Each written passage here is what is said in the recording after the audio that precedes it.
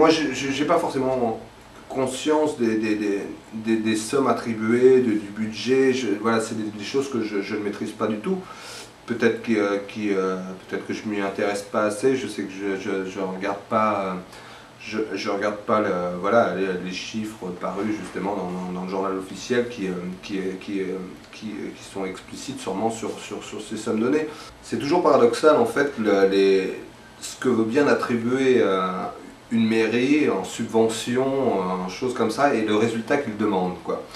C'est-à-dire que quand on voit ce qu'on a fait avec Plein la Teuf, on a été obligé d'aller chercher des subventions externes, quoi, c'est-à-dire de banques, d'agences immobilières, tout ça, mais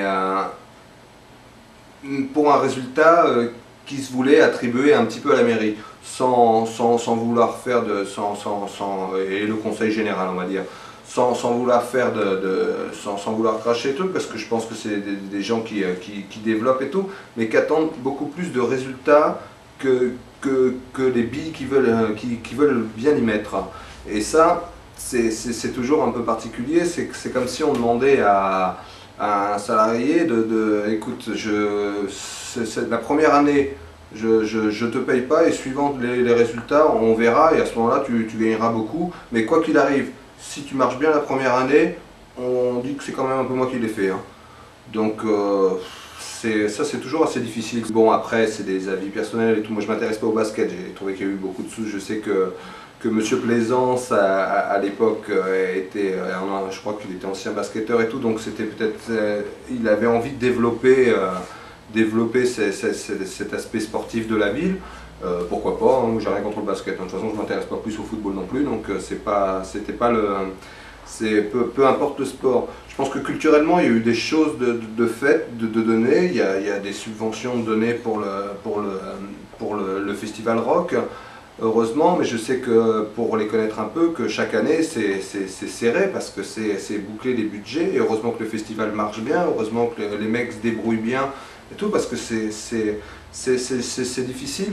Je sais que c'est toujours difficile de sortir de l'argent, mais après, on n'a pas de résultat comme ça qui tombe du ciel, quoi. Si je reprends l'exemple de Plein la Teuf, quand on voit les résultats qu'on a fait, c'est un peu dommage que ça soit rentré à titre privé un peu, parce que c'était des démarches assez paradoxales de quelqu'un qui travaillait à la ville, mais qui a été obligé d'aller chercher des sponsors externes à celles qu'aurait pu lui donner la ville, parce que sinon il n'avait pas assez.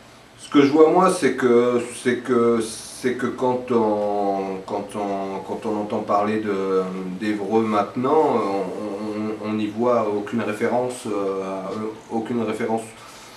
ne serait-ce que culturelle, même en dehors de ça. Voilà, quand on me demande où j'habite et que je dis Évreux, les gens, je suis obligé de leur expliquer où se trouve Caen et Paris pour qu'ils se situent un peu entre les deux.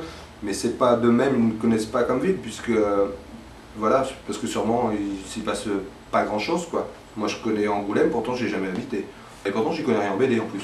Mais voilà, je connais Avignon, je sais pas combien ça fait d'habitants, mais je crois qu'il s'y passe beaucoup de choses. Je sais pas, j'ai le sentiment qu'on entend beaucoup parler de beaucoup de villes. Je crois pas que Belfort soit très grand, il y a un énorme festival, quoi, qui ramène, je sais pas, peut-être 150 000 personnes sur 3 jours. Des choses comme ça qui ont été développées petit à petit. Les Vieilles Charrues, c'est quoi le bled de 4000 habitants, où ça se trouve? C'est ça, hein. Je crois que même c'est tout le village bosse pendant les Vieilles Charrues qui amènent, voilà, aussi c'est pareil, à peu près 100 000 personnes sur 3 jours. Mais voilà, parce que les mecs se sont bougés un peu, je pense. Et je pense que ça a dû être fait, ils ne l'ont pas fait tout seuls. Je pense pas que ce soit le Crédit Agricole ou la BNP de Carlet, je crois que ça s'appelle, je sais plus le nom, les Vieilles Charrues, qui est fourni ça. Je sais même pas s'ils ont une banque. Donc c'est que ça s'est bougé autrement et que voilà, même si maintenant, et parce qu'il y a eu combien d'années depuis, le festival s'autogère, mais au départ, il a bien fallu que quelqu'un mette des billes dedans, et je pense pas que c'est les mecs qui ont fait un apport personnel et qui ont été faire un crédit à leur banque, quoi. Forcément, pour avoir des résultats, il faut des sous au départ, et il faut savoir prendre des risques, quoi.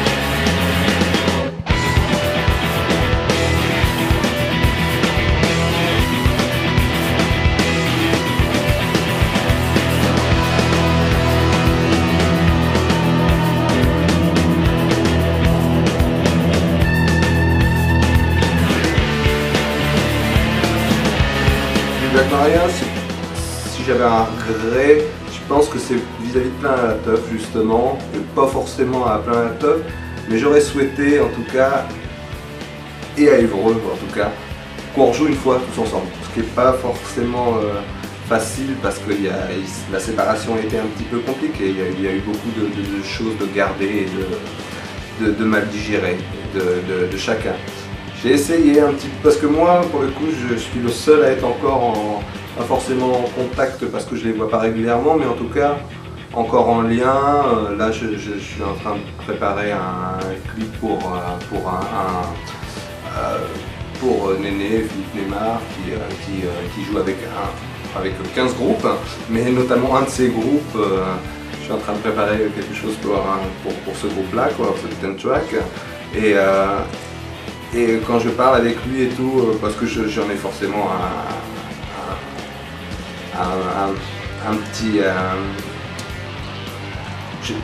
regret quand on a donné beaucoup de sa vie à vouloir faire que ça. C'était juste, j'aurais aimé refaire un concert, et parce que quand j'entends des échos de gens que je rencontre qui ne connaissaient pas, encore j'étais il y a 15 jours en vacances, et puis voilà, on parlait un peu de nos vies et tout, et puis oui, jouer, ça s'appelait comment ton groupe?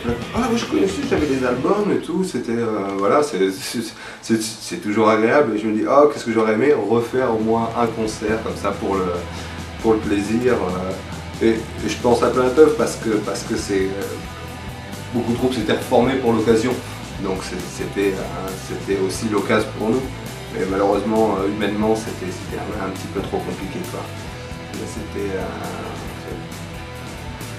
On l'a fait en un sens, puisqu'on a fait quand même un ou deux morceaux en acoustique comme ça avec Olive, et puis Claudio, un de mes meilleurs amis avec qui j'ai joué dans d'autres groupes après, ça fait Nixon, d'autres formations.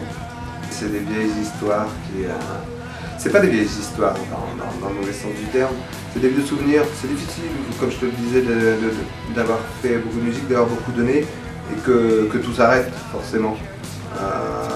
Après, tu peux essayer de reconstruire des choses, refaire de la musique, mais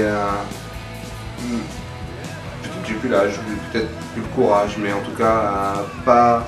Voilà, il n'y a rien d'orgueilleux dans ça, mais quand tu as fait des choses plus ou moins intéressantes, plus que moins d'ailleurs, intéressantes au niveau scénique, au niveau concert et tout, tu n'as pas envie de recommencer sur des bases